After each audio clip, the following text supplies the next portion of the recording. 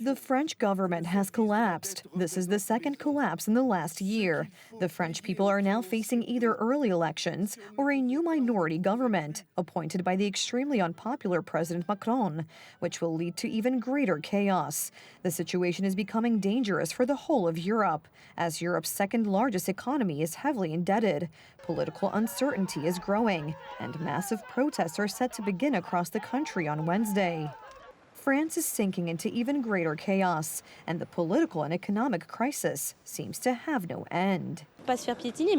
We are tired of successive unstable governments. Young people want real change, not constant uncertainty about what will happen next.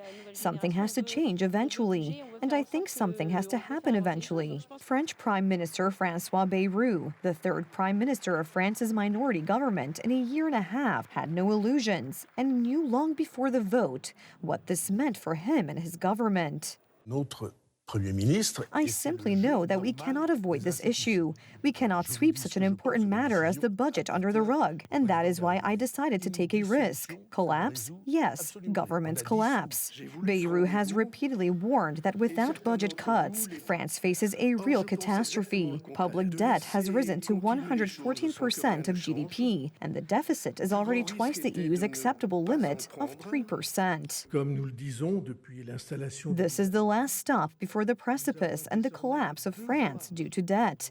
We have to call it what it is, a mortal danger to our country. The crisis in France threatens the whole of Europe. The country's gigantic debt, combined with increasing political turmoil, means that France is beginning to be compared to Greece before the great crisis and bankruptcy. I think we will not have a public debt crisis in France this autumn or in next year or even in 2027. But I think that if we don't act now to reduce the public deficit, it could happen that in a few years, maybe 10 years, 15 years, we could be in a situation quite comparable to Greece. So much for theory, but there are no takers for saving because the economic situation of many families is becoming increasingly difficult. The debt has been growing for years, but now they are asking everyone who doesn't even have a job or a living wage to pay it off.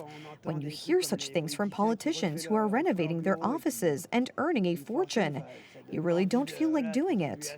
Confidence in the government is falling, not only in successive minority governments, but Macron himself is also seeing record low approval ratings, and there are increasing calls for him to be removed from office before the end of his term in 2027. Now the situation is complicated because there are three outcomes are possible.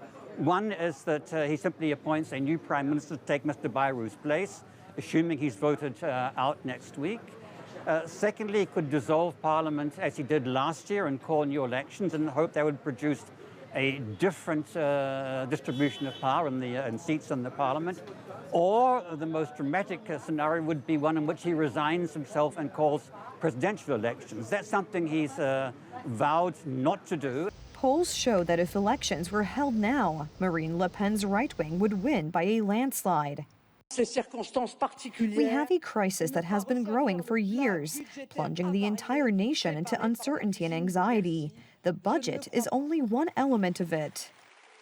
France is at a serious crossroads. No government that could implement any reforms, an extremely unpopular president, but above all, a huge public debt and even faster growing social anger, which is increasingly dividing the country. I've never seen people rummaging through trash cans looking for food before. What's going on? What is this? When you see that some people are rolling in money, it's sad. We're not heading in the right direction.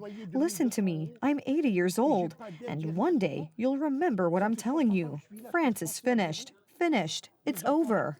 On Wednesday, France will see the start of several days of mass protests and strikes under the slogan, "Block everything." Most French people fear that they could turn into riots, similar to those during the Yellow Vest protests in 2018.